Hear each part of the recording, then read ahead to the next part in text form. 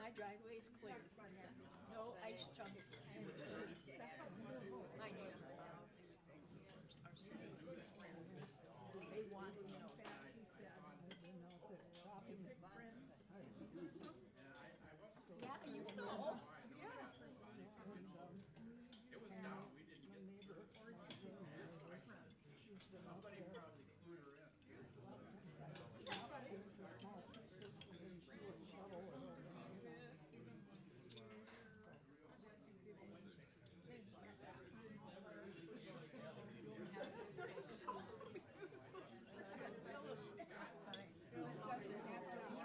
Okay.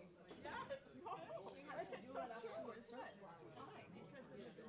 They have to be 2 inches and they don't scream like the ice. I have to have a neighbor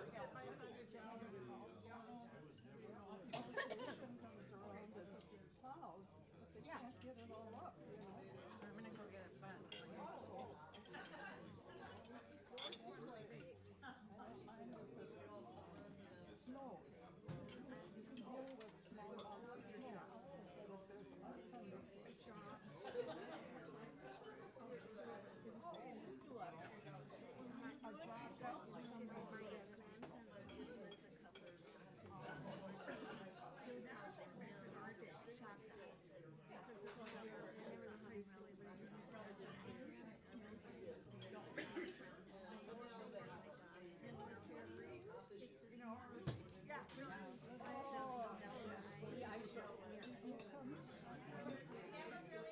But it's fascinating.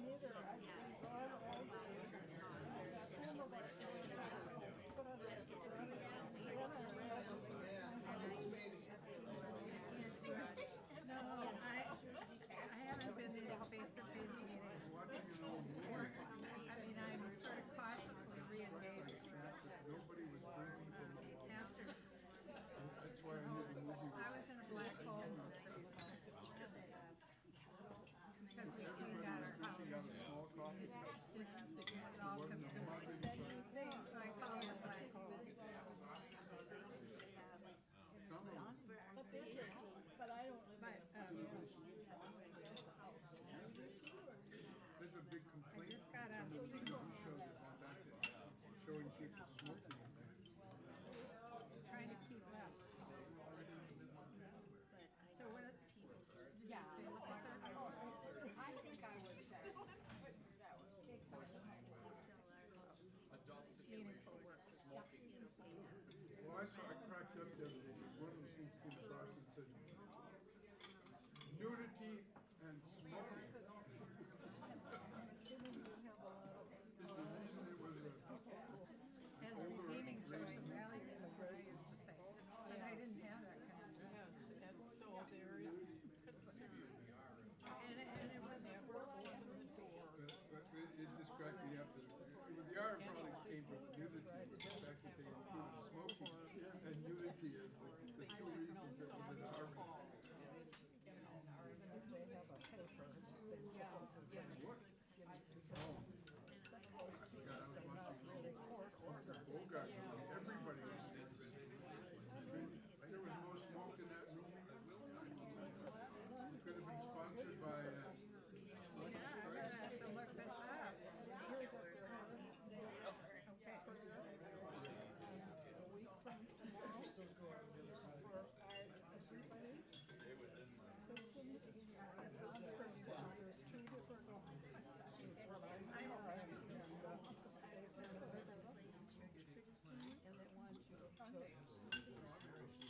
Not go to work. Don't go to work. Don't go to school. Don't go buy anything. And you pray, and I said, Welcome, everyone, to Aging Splendidly. Thank you all for coming, either in person or online. Special treat today, we have Dr. Benjamin Bengfort as our speaker guest.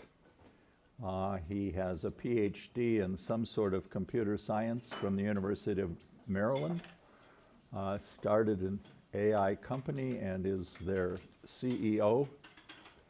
Had a couple of clever little stories to tell. You didn't come to listen to me speak, so I'm done. Benjamin. The applause was unnecessary. Thank you, David. I appreciate it. Well, good afternoon, everyone. Thank you guys so much for having me, and thank you for that introduction. Can I talk? Am I not on the microphone? I can try to talk a little bit louder. Is that better? So just to talk a little bit about where I started, I was actually a senior in high school for September 11th. So me, like most of my classmates, joined the military, and I actually ended up going to the Naval Academy with the full intention of being a Marine lieutenant. And that's actually where I met my wife, Jackie. So she was also at the Naval Academy. She's from North Dakota, and we met there and got married after we graduated. Unfortunately, I was in a car accident sort of halfway through and severely injured my back. So if you guys see me at church, sometimes I'll be walking around with a cane. That's related to that injury. And so I did not end up joining the Marine Corps, but instead went into intelligence for the Navy. And that's really where my career began. A lot of the stuff that I was working on back in the early stages of my career is related to AI. I did a lot of things like IED detection, trying to find signals, cell phone signals, or other indicators of IEDs from photographs, using a lot of the sort of very early techniques of some of the algorithms that we're going to be talking about today, and doing sort of a lot of wireless analysis and convoys and that kind of stuff. After I got out, I went into academia. I did my master's degree at North Dakota State University, mostly because my wife stayed in the Navy for 12 full years, and the Navy decided to drop me off in North Dakota because that's where she was from, and I had become a military dependent at that point. So because I was in North Dakota, I went to NDSU, and then later I returned to my home state of Maryland, which is where I grew up. And finished my doctorate degree at the University of Maryland, where I studied cognition and distributed systems. So in the computer science department, but studying these machine learning systems at scale. And so I'm hoping what I can do today is maybe just tell you a few stories from that time of my experience and try to explain a little bit about what AI is and how it works and hopefully cut through maybe the hype and a lot of the things that you've been hearing on commercials and on TV and in other places. As Dave mentioned, I'm the CEO of Rotational Labs. That doesn't really mean a lot because we're a pretty small company. This is the entire company right here. And just about 13 people now. We used to be 16, but some folks have moved on to some other roles. And what we do for our clients is we do build production-grade AI and machine learning systems, mostly computer vision systems, but also language processing systems. And specifically what I'm going to talk about is why vision and language are the domain of AI and why these algorithms are necessary to do things like image analysis and to produce language or to understand language. These are our company photographs that you would see on our website. The one of me is actually human drawn, and about half of these images are human drawn. And then unfortunately we lost the human that was drawing them to another job or another company, so we had to move over to AI. So half are AI drawn and half are human drawn, and I'll let you guys decide for yourselves which ones are which. But just thought I'd share that interesting fact. And then while we're here, just a quick pitch for Rotational. Our summer internship program applications are going to be opening up soon.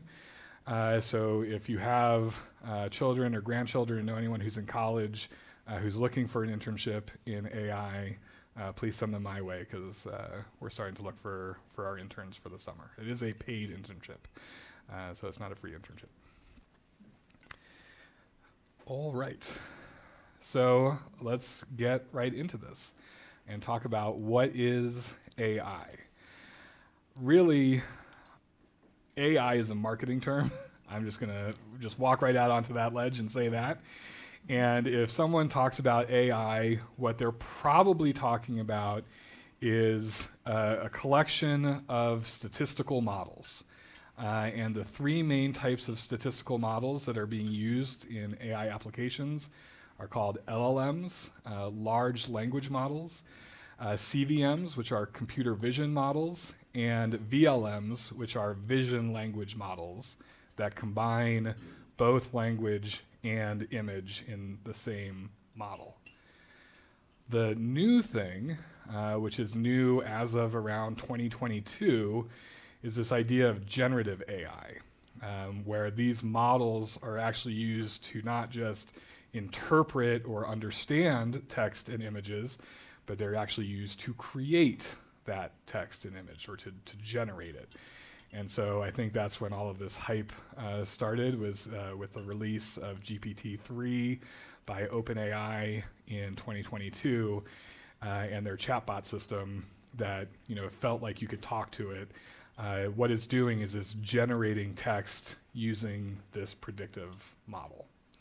The generation happens from an initial prompt, right? So you have to tell the AI something. You have to either give it an image or give it a string of text or speak to it, and then there's a transcription that takes speech into text and you feed it into these models. And then based on that text and maybe other input, like other documents or web searches or whatever else the AI is going to do, then it will generate an output response. And that's where the generative AI thing comes from. I'm going to talk about cognition in a little bit, since that was my field of study. But I want to be clear here that these are statistical models, and they are not cognitive systems. They are generating text and images based on statistical predictions using probabilities. And all three types of these models, LLMs, CVMs, and VLMs, are based on the same underlying algorithmic structure, which is called a deep neural network. And so without any math, I'm going to try to describe what that is, which is tough because I'm also a professor. And so usually when I do this, there's a lot of math, a lot of calculus. So I'll try to be less mathy about it. What a neural network is it's a mathematical device, right? Where we represent a computation of some sort through a series of what we call computational neurons. And these computational neurons will either activate or not activate based on the input that they're given. So for example, a very simple neuron in like a decision tree would be, if this number is greater than 5, activate. If it's less than 5, don't activate. But the function is actually much more complex than that for activation or not.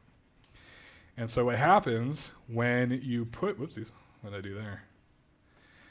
I'm looking for this button. So when you put numbers into this input layer, those numbers get sent to these neurons, that computation happens, and then the neuron either turns on or doesn't, and then it passes that information forward. I'm out of the good zone now, but sorry. So the neuron either turns on or it doesn't, and passes that to the next layer.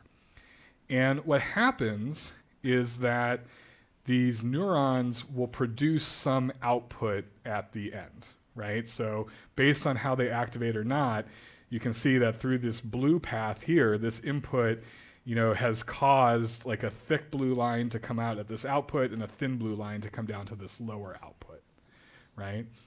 If this was a classification system, right, maybe the input is images of cats or dogs, and the output is this top one is a dog and the bottom one is a cat, right? Then we would say that this input has produced the output dog with a probability related to this thickness versus this thickness. It's more likely that this thickness is a dog. And so what's happening is that these neural networks are learning patterns. What we do is we start with a completely random network, all random numbers. we feed in known data, right? So images of dogs and cats. And when it gets to this end, we say, you were right or you were wrong, and we correct the weights back through the network so that it is fed correctly based on that training data. And so in the end, the neural network will have learned these patterns, right? What are cats and what are dogs from this input layer. Now the thing is that the more neurons you have, the more patterns it can learn. So the bigger these things are, the better they are at learning huge patterns on lots of data. And then we start to put in some other tricks, like adding in memory and attention and different types of transformations. And that's what takes this very simple neural network and makes it a deep neural network. So in brief, we have to take our input, whether it's an image or whether it's language, we have to convert that to some numeric representation, and then we feed it in through this network, and that network will light up or not light up, causing a pattern to come in out the other end, which will allow us to decode that information either back into an image or back into some sort of language. Mathematically speaking, what this is a universal function approximator. So for those of you who remember from your math days, a function is something that just takes some arbitrary input range, whether it's numbers or language or a table of data or an image or audio. It's just some function that takes some input and then produces some types of output. So when we talk about a large language model, the input is language, right? It's text or it's audio, and the output is also text or audio. When we talk about a computer vision model, that input is an image, and the output might be things like bounding boxes, right? Like identify all of the people in this photo. Or actually, I worked on a project with the US Department of Commerce where we were dealing with aerial photographs of beaches, and we had to count the number of seals on the beach and be able to tell what was a seal and what was a rock. And so that's what we use these neural networks to do, differentiate between seals and rocks. In the Navy, I worked on a project where we had to be able to detect whale song from sonar readings. And so that's another thing that we use this thing for, rather than just kind of, the ocean makes a huge amount of sound when you stick a microphone underneath a boat. It's super loud, and so we use these neural networks to filter out sound that wasn't whale sound. And then we use another neural network to approximate how far away those whales were from the ships, right? So when I say universal function approximator, I mean really it can do any sort of function that you would like it to do, because it's this very arbitrary thing where you stick some input in, it learns the patterns, and it can produce those output patterns in return. But it's not discrete, right? So it's not memorizing those patterns. So this is a very famous image.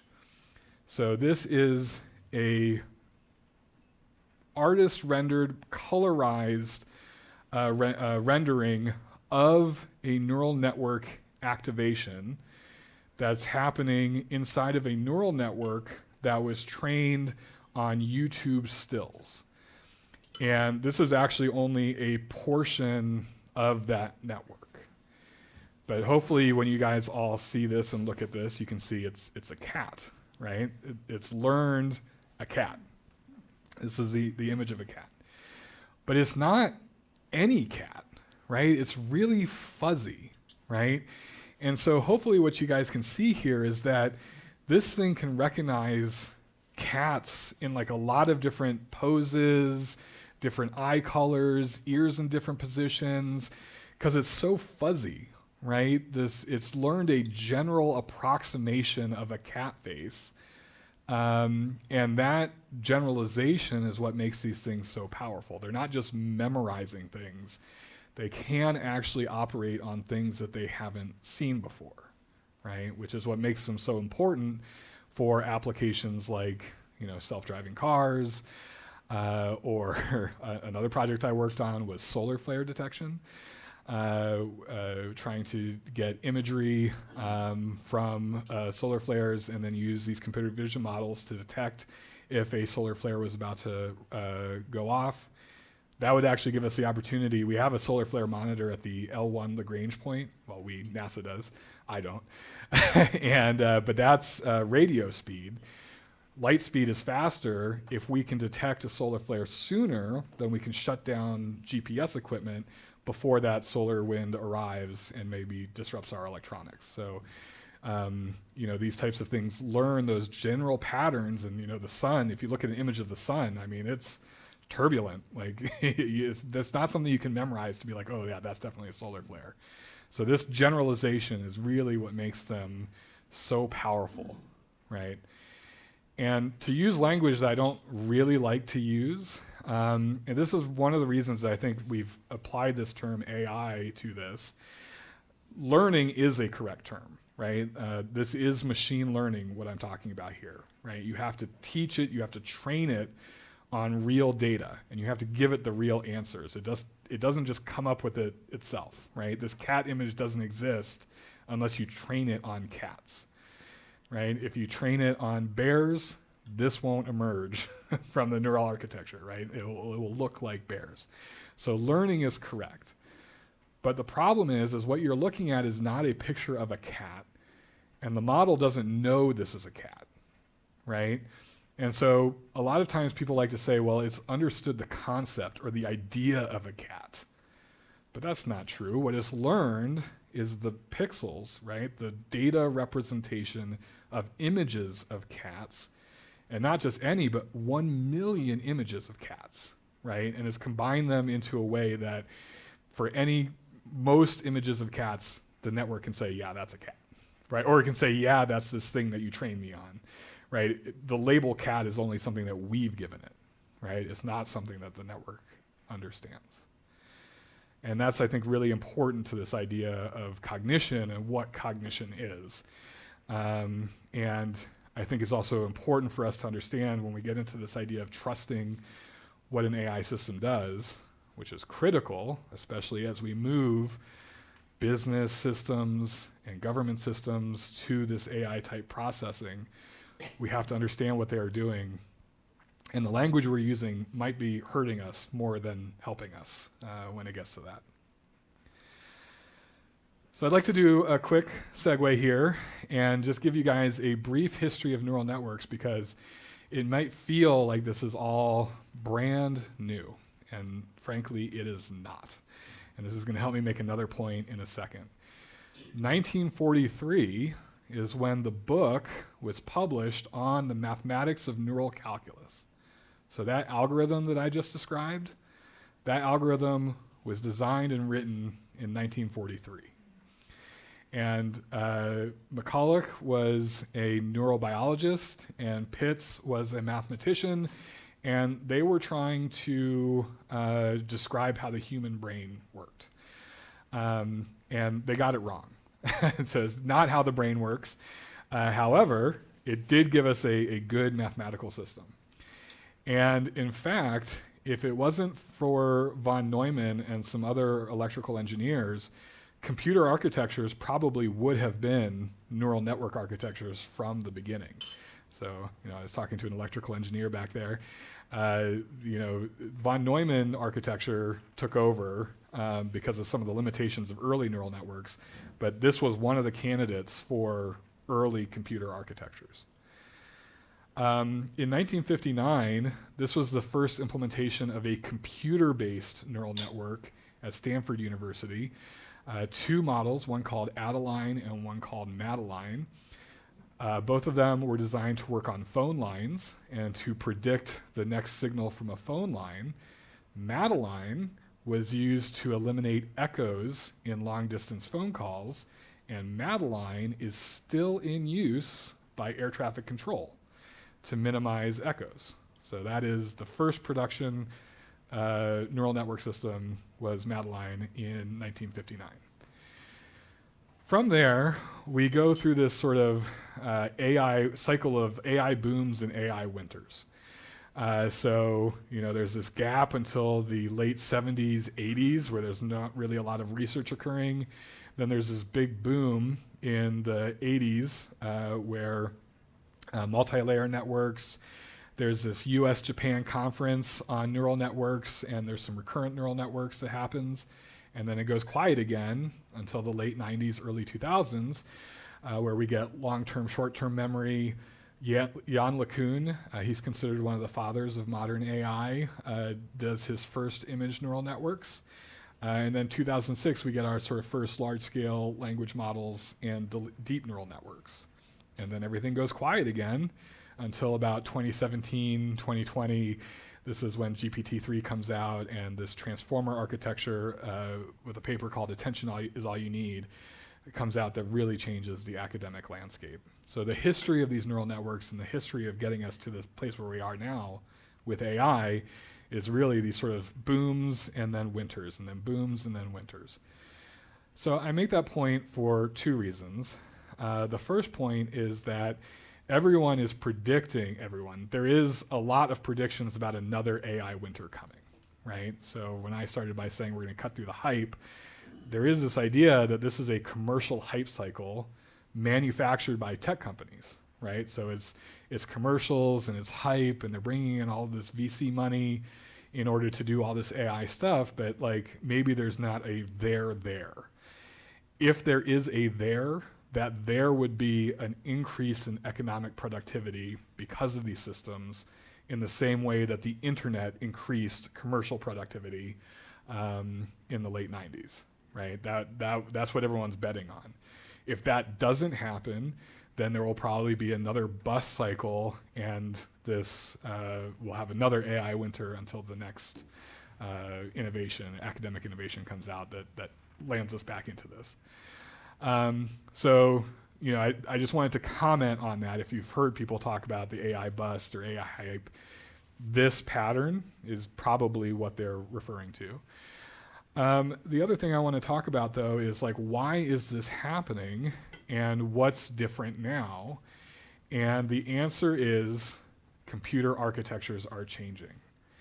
You can map advancements in computer technology through all of these cycles, right? So in the early days, you have early computing systems. In the 80s, now you've got the personal computers. In the late 90s, now you've got these server computers powering the internet.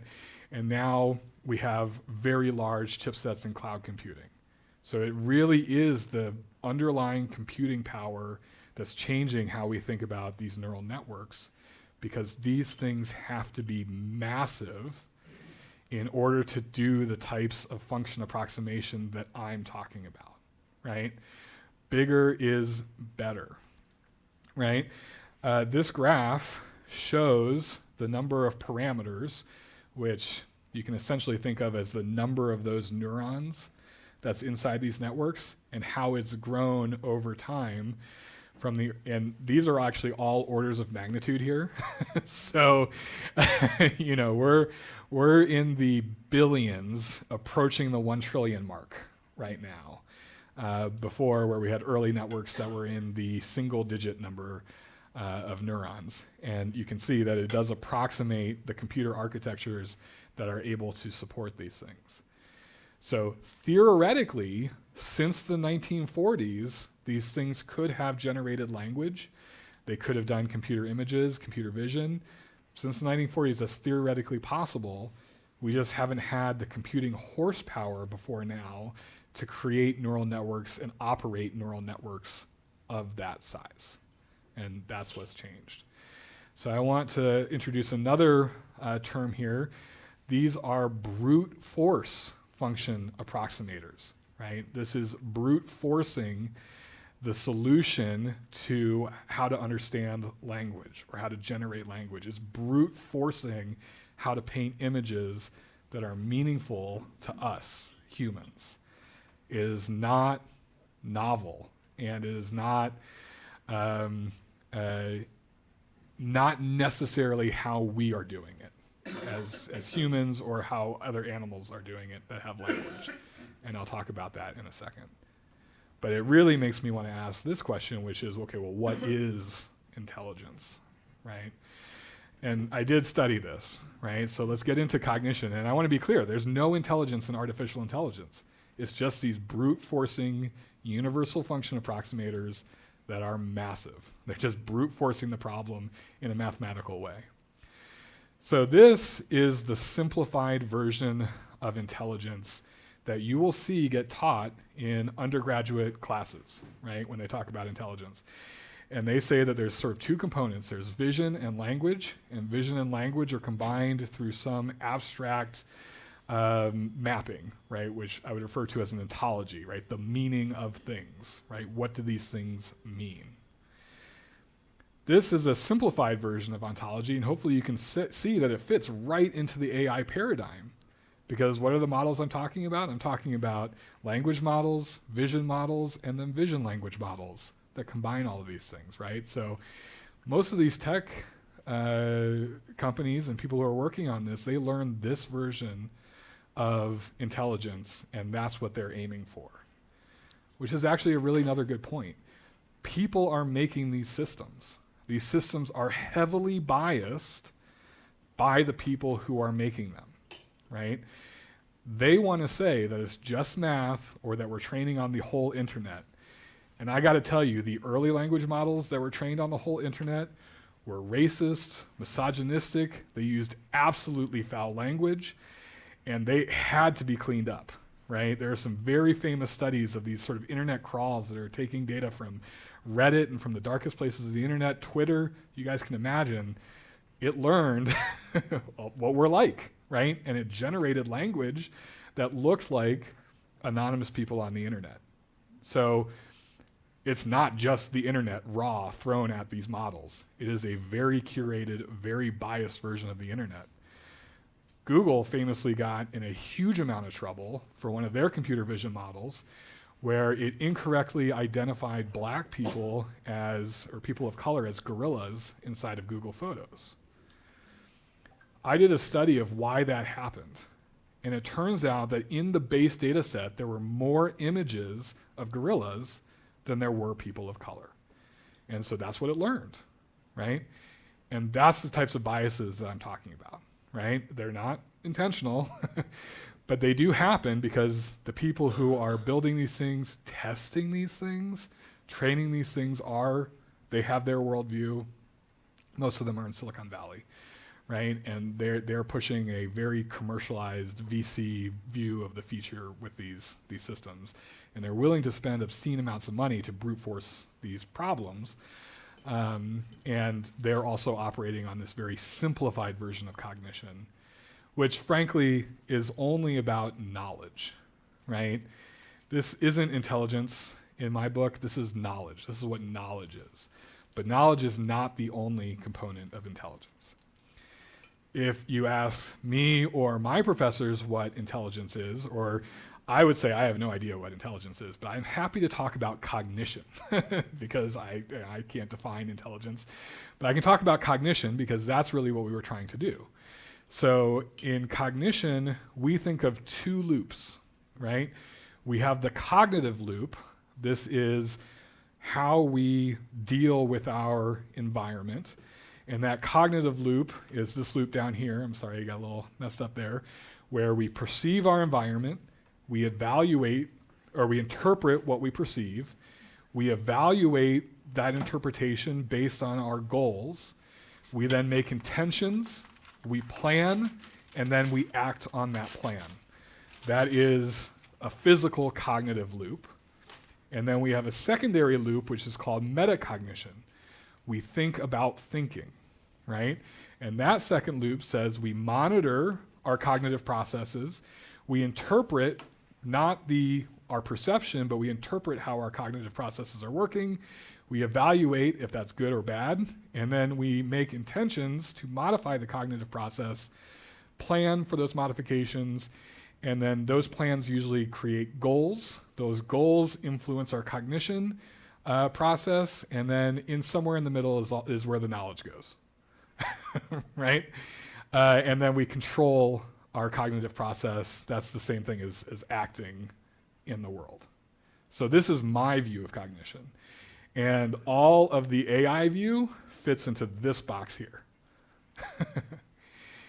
And it's important for me to share this. I don't get a lot of time to share this outside of the classroom.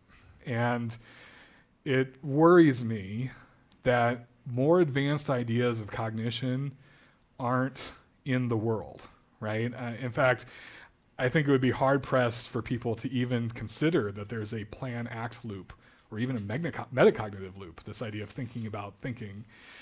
And it leads to things where people talk about AI systems reasoning, but they don't reason.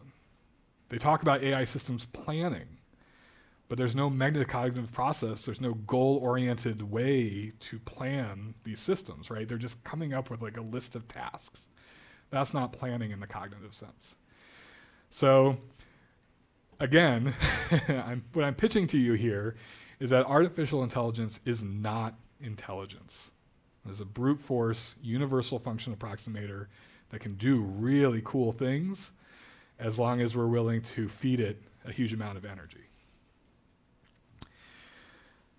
Let's move on to one of my most favorite study that I ever did. This was actually my first academic work when I was in grad school. We did the study of brains versus computers.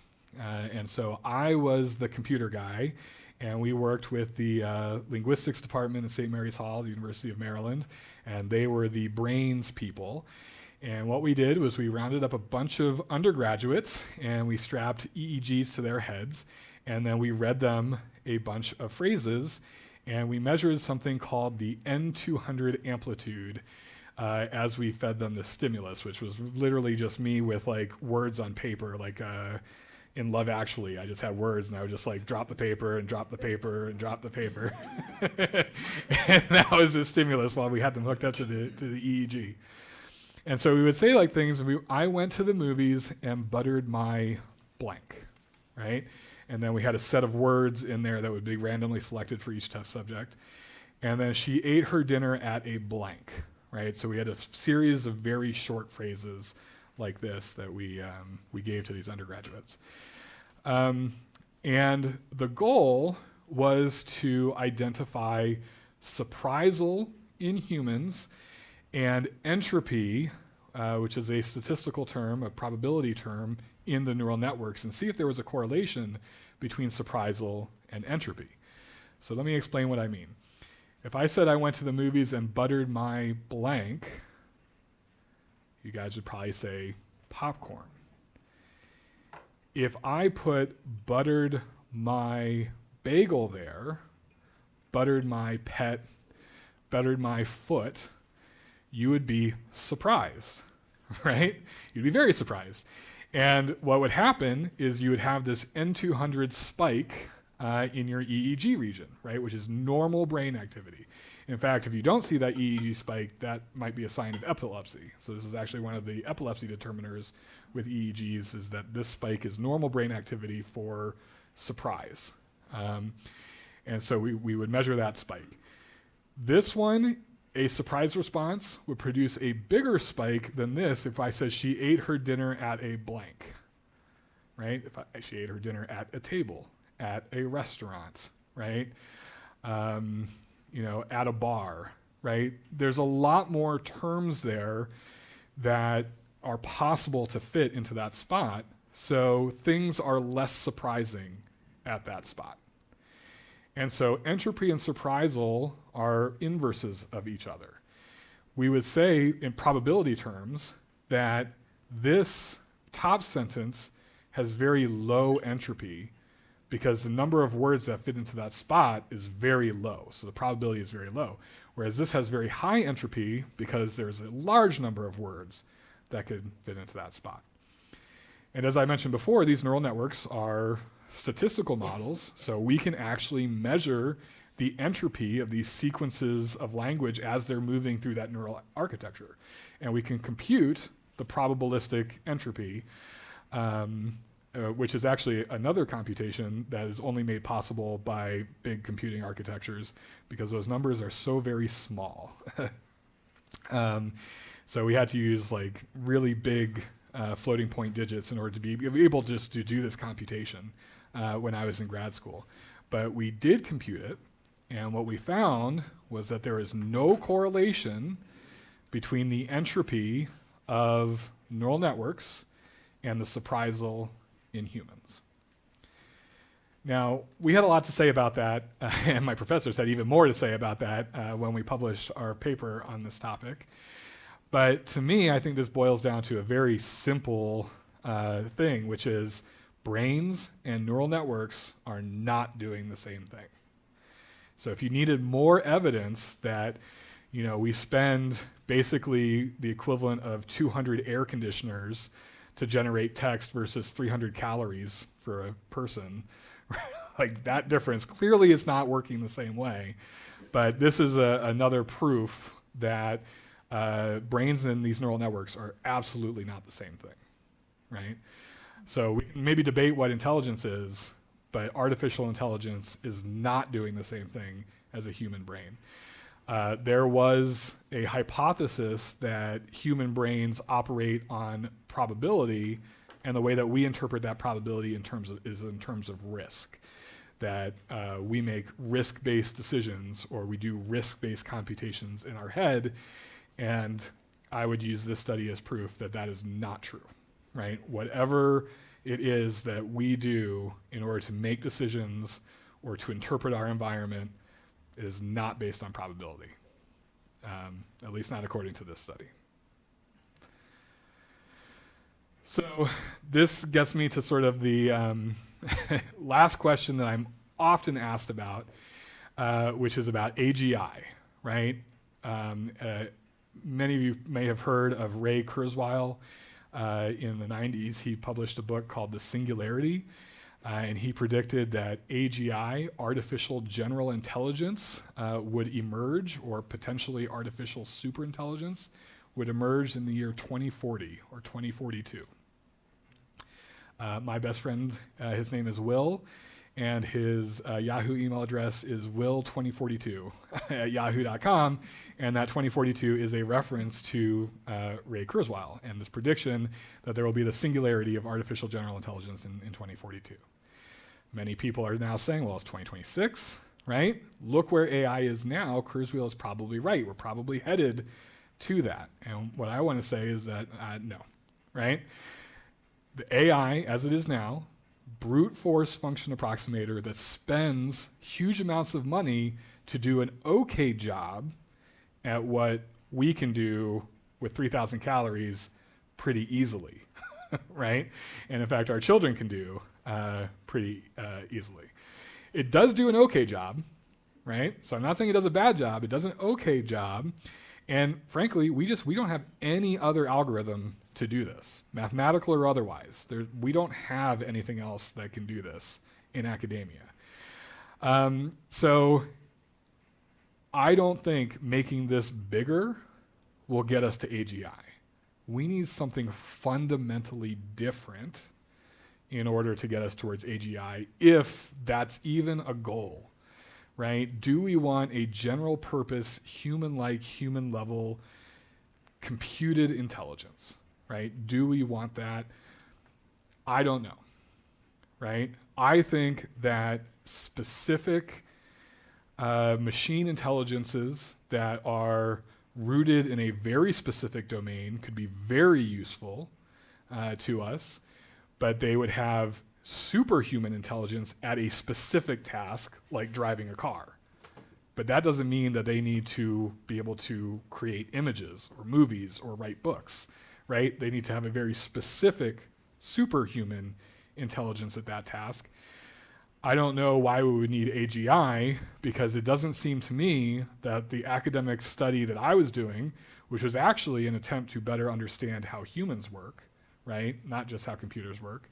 It doesn't seem like that's where we're headed here, right? There's a lot of talk about replacement, right? So you'll hear the CEOs of OpenAI and Anthropic and Microsoft talk about replacing humans. And the question is why, right? Why do they want to replace humans at these tasks? And, the answer would be it's cheaper, economic productivity, more reliable, but it really isn't, right? Not the way that it is now, and we're not getting there, right? So what does it do really well at now? And I'm going to do a bit of a time check here. I should probably stop. But what it does now is it can scale to augment human tasks, particularly the boring, repetitive, inconsistent tasks where if two people do it, they'll get a different answer, right? That's what AI can do now. And that's a good reason to use this energy, right? Is to take some stuff off the plate of the things that we do on a day-to-day basis that we don't really want to do. That's where we would get economic productivity from.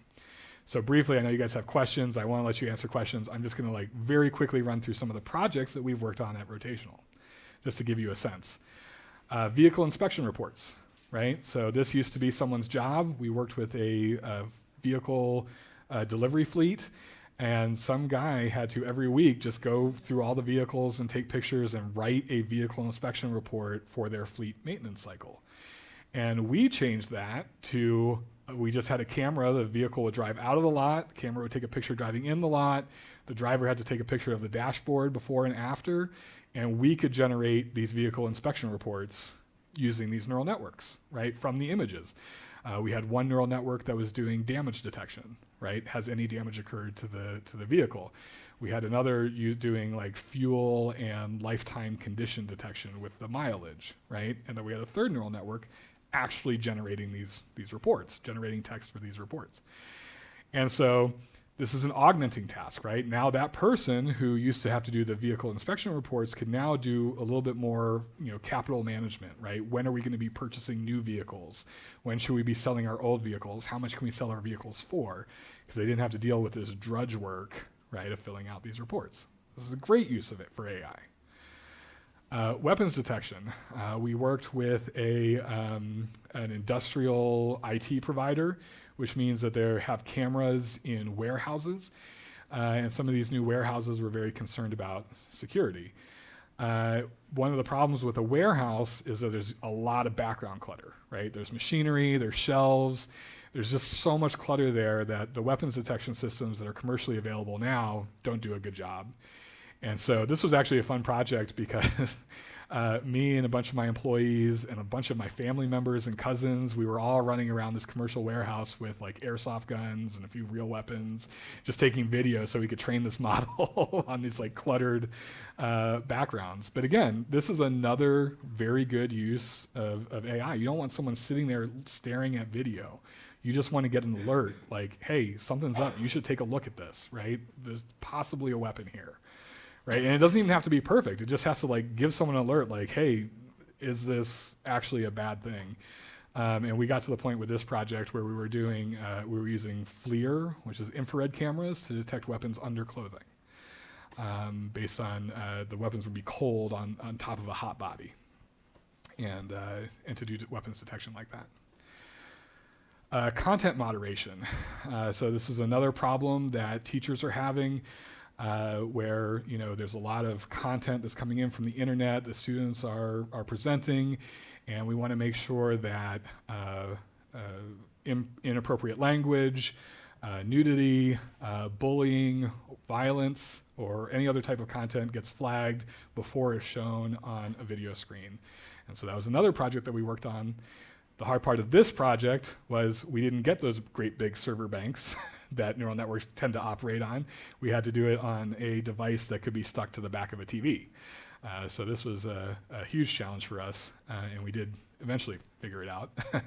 And then the last thing is cybersecurity audits is another project that we worked in. Cybersecurity alerts come in at a volume. For my company, it's a volume of about 250 to 400 alerts per day. For large companies, it's in the millions of alerts per day. It's hard to, like, a human can't just look at those alerts. And so we built an AI system that would analyze the alerts as they were coming in and try to determine if there was a security threat that was emerging inside of their network. So just a quick sampling. Brand aligned image generation. This is kind of like what you saw earlier with all of our profile pictures. Doing image generation for websites that met a company's brand so that they could sort of quickly get content out that was very focused on what their website needed to have and what it needed to be without relying on graphic design resources that they really couldn't afford at the time. So anyway, that's sort of it for me. I'd be happy to answer any questions, but just give you an idea of what we do at Rotational. Absolutely. What is a key use in medicine? So the question is, what is a key use in medicine?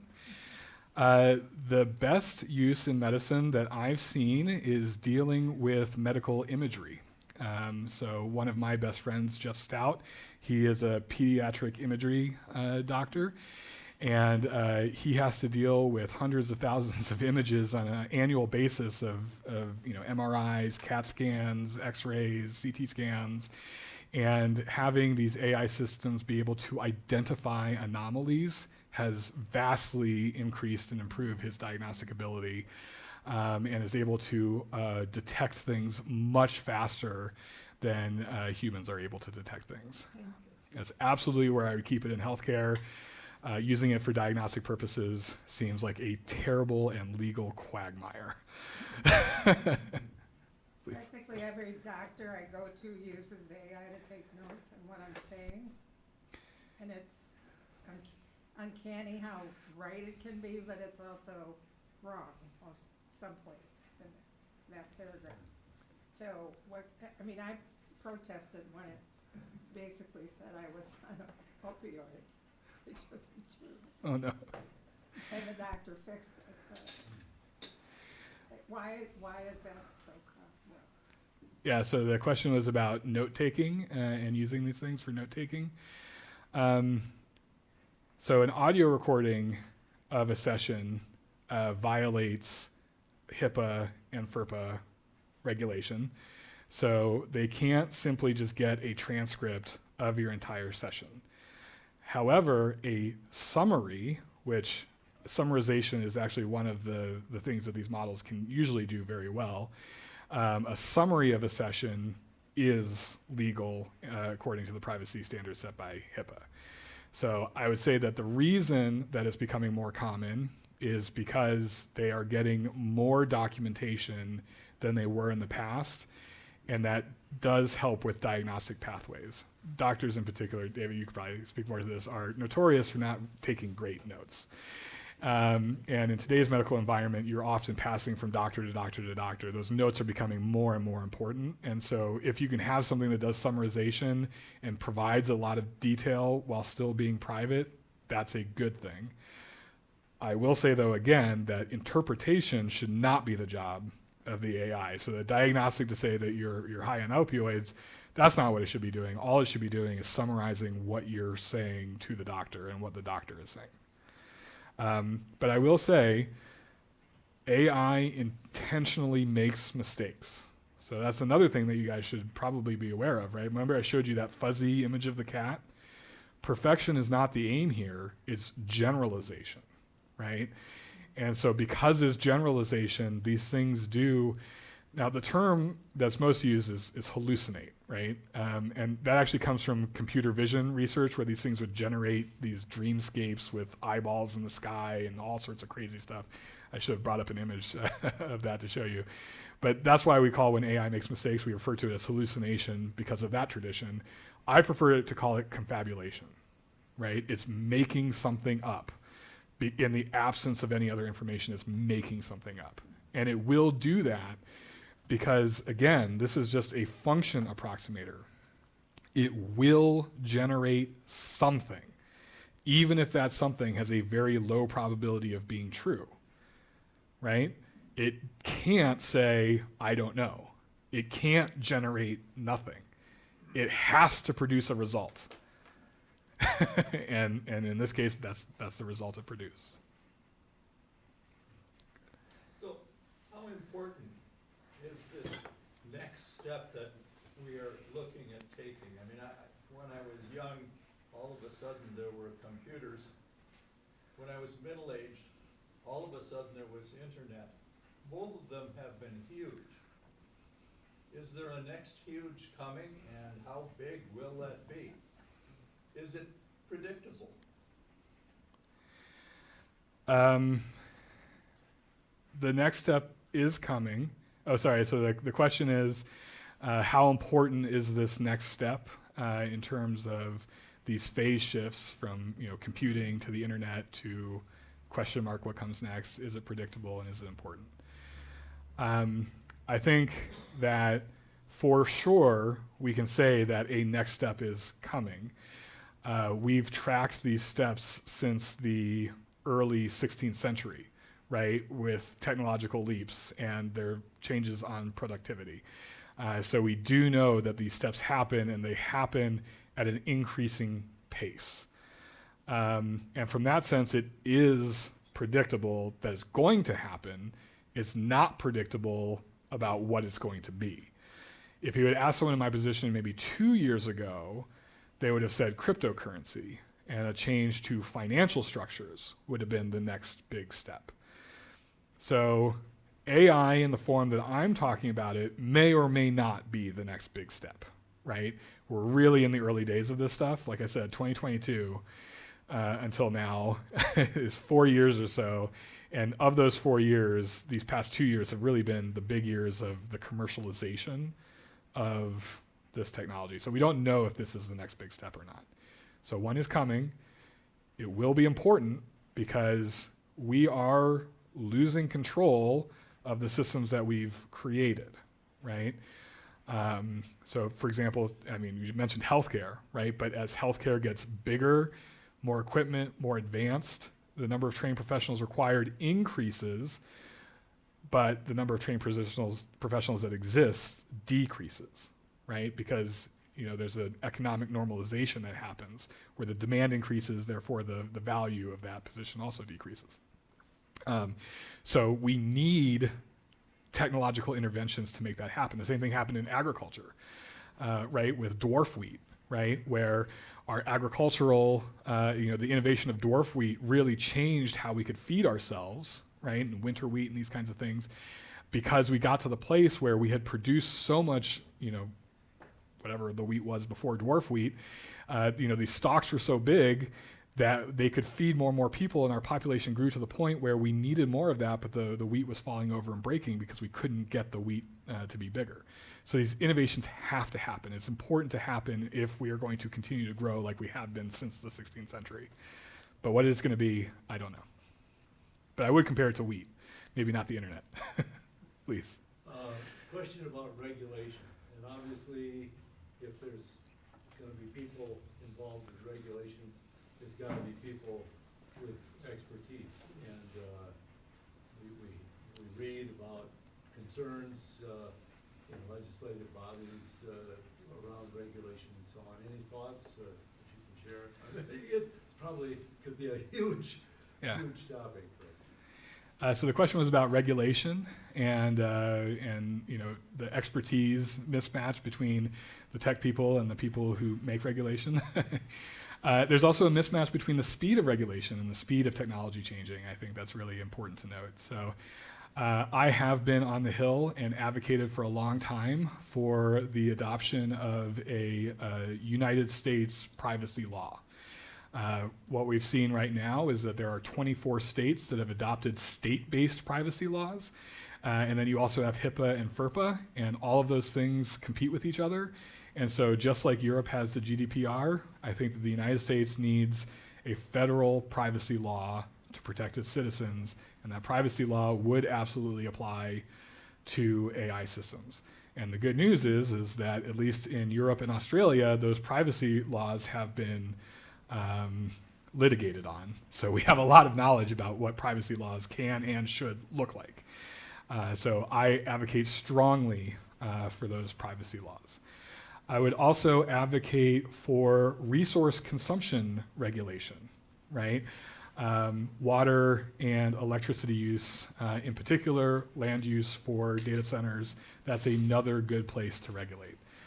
Algorithmic regulation is an absolute non-starter, right?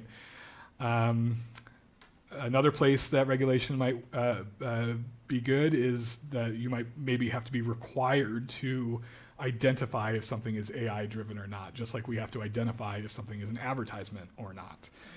That would be another good place for regulation that, again, easy baby steps that might help us ease us into this domain without restricting innovation. We have to balance that somehow. And then frankly, we need more law enforcement tools, right? So identity theft, the different types of pornography that are occurring using these tools and technology, different types of fraudulent activity, right, that are enabled, anti-spam regulation. These are all actually regulations that already existed, that were already well in effect, that have been deregulated in recent administrations. And it would be a very simple move to just bring those things back, those things that protected us, and give law enforcement the tools that they need in order to identify these things. Beyond regulation, there's a huge amount of academic work that has to be done into being able to differentiate between what's AI generated and what's not AI generated. There has a lot of academic work that has to be done on ethics. So where it comes to the government needs to put more money into the NSF and into funding this research activity, which is one thing that America has done so well in the past, is funding these research activities that have given us grounding to do amazing things that don't need necessarily regulation to do those things. Please. How long, a neural network, how long does it take to train it? And then once trained, is it dedicated to that? Like if it's recognizing cats, is that all it does? Or? Great question. So the question was, how long does it take a neural network to train? And once it's trained, is it dedicated to whatever it's trained on?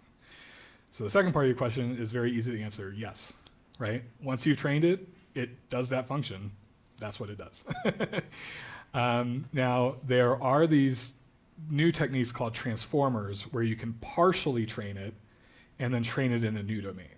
And we've actually used that technique to bootstrap new languages, right? Where we'll train the model on a combination of French, Russian, English, Spanish, and then partially train it and then pivot it towards a language where there's not a lot of content, right? That's in the same sort of character set, and we can sort of bootstrap the language mechanism that way. So they can pivot in the middle of their training process, but once you're done training them, they do what they're intended to do.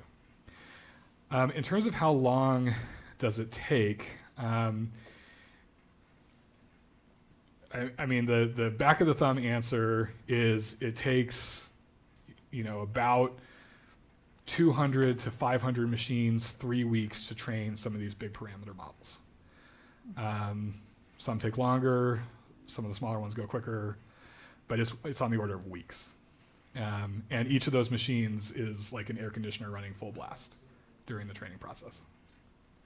So why don't we end it at this point, since the reviews get ugly once we go much beyond 1:30. So I wanted to thank Professor Bengfort for a wonderful presentation.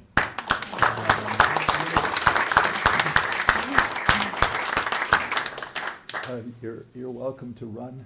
You're welcome to be here for a little bit. I'm sure there'll be people that'll come up. But thank you so much for the wonderful questions. Letting me be here to talk to you guys today.